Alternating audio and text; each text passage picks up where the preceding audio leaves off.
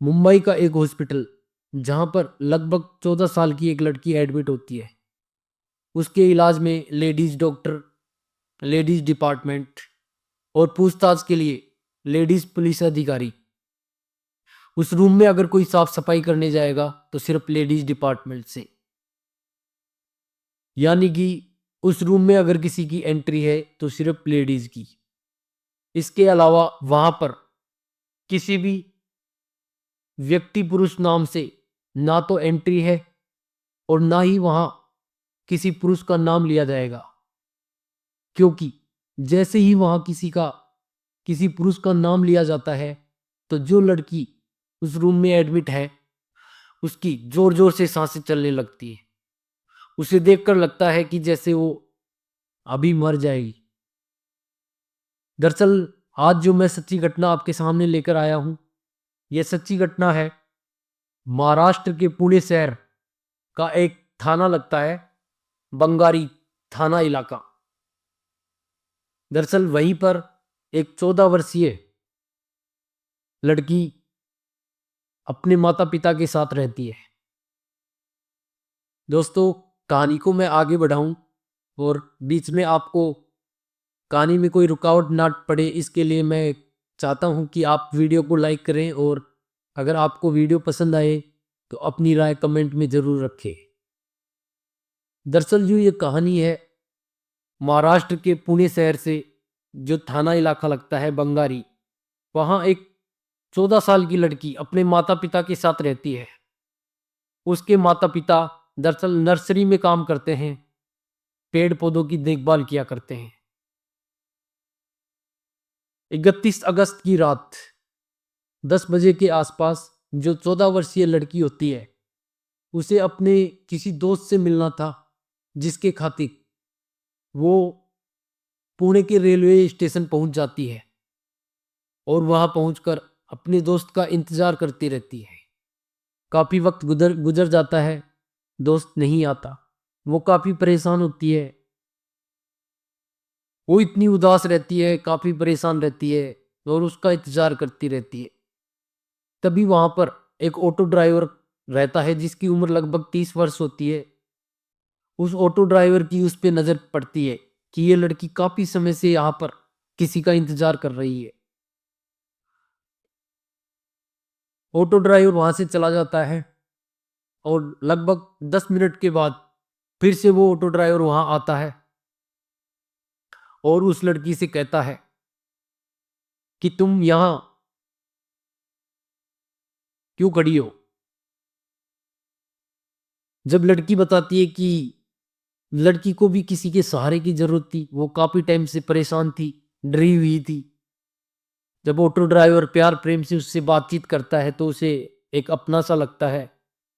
तो लड़की कहती है कि मैं अपने किसी दोस्त से मिलने आई थी, घर वालों को कुछ बताया नहीं मैंने, और इतनी रात हो गई वो आया नहीं, इसी वजह से मैं परेशान हूं। तो ऑटो ड्राइवर उससे कहता है कि एक लड़का बाहर खड़ा है, शायद वो ही तो तुम्हारा दोस्त नहीं। मैंने उससे पूछा था तो वो कह रहा था कि मैं किसी से मिलने आया था लेकिन लेट हो गया, इसी वजह से वो यहाँ अंदर नहीं आ रहा। क्या तुम चलकर देख सकती हो, कहीं वो ही तो तुम्हारा दोस्त नहीं है। तब लड़की उसकी बात मानती है और ये बातें सुनकर उसके साथ चलने लगती है। थोड़ी देर में ऑटो ड्राइवर उससे कहता है कि तुम काफी परेशान हो, क्यों ना तुम पानी पी लो। उसके पास एक पानी की बोतल थी तो वो उस लड़की को वो बोतल देता है और लड़की उस बोतल से पानी पीने लगती है। जैसे ही रास्ते के अंदर वो जा रहे थे, लड़की को अचानक से चक्कर आने लगते हैं। इससे पहले कि वो गिर जाती, ऑटो ड्राइवर उसे संभालता है और अपने ऑटो तक लेके जाता है और उस ऑटो में बैठा कर वो उसे जंगल की ओर ले जाता है।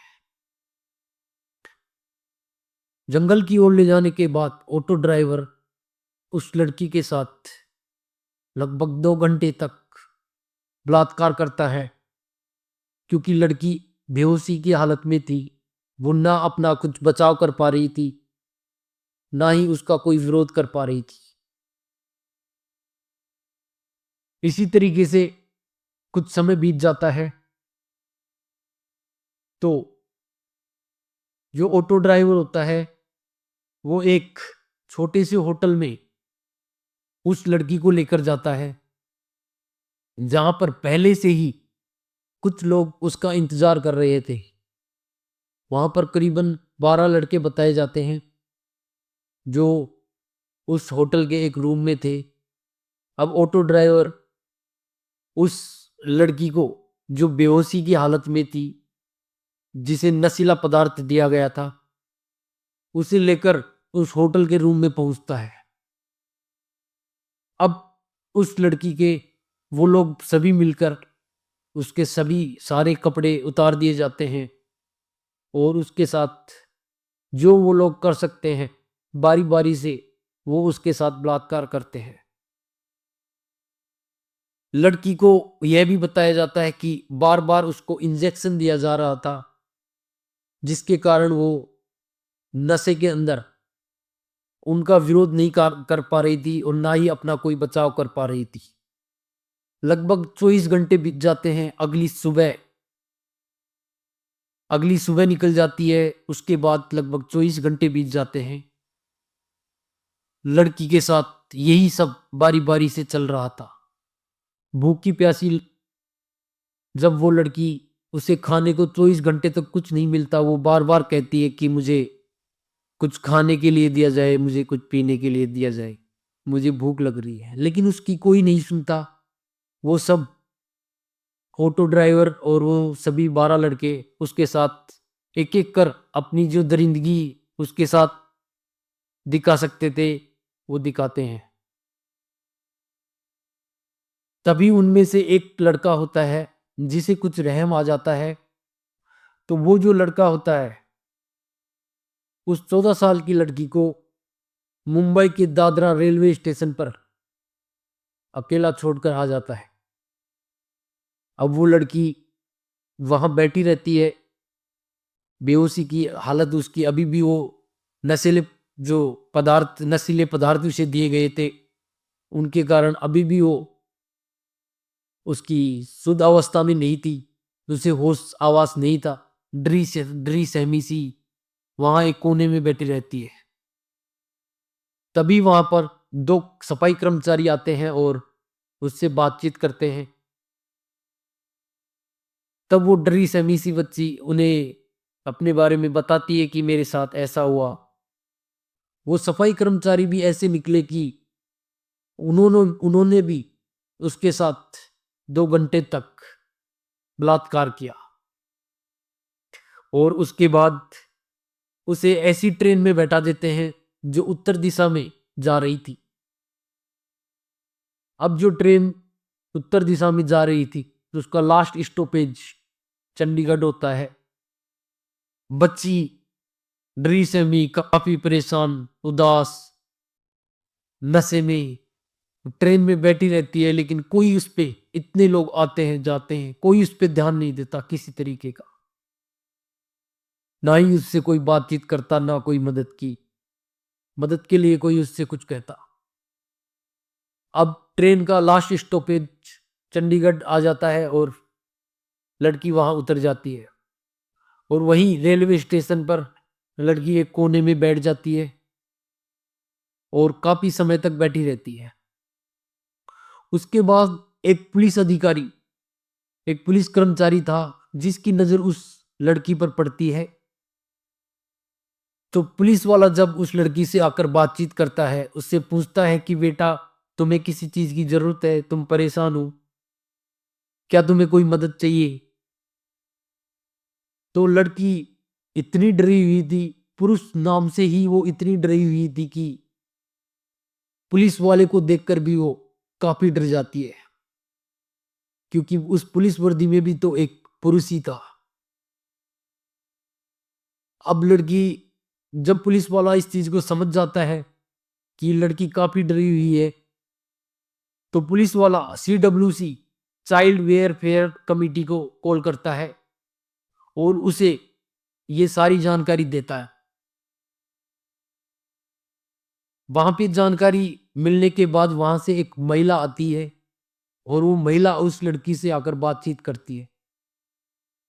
महिला जब बातचीत करती है तो लड़की को खाना वाना खिलाती है, उसे प्यार करती है, एक माँ का जैसा प्यार करती है, पानी वानी पिलाती है, उसकी थोड़ी सेवा देखभाल करती है।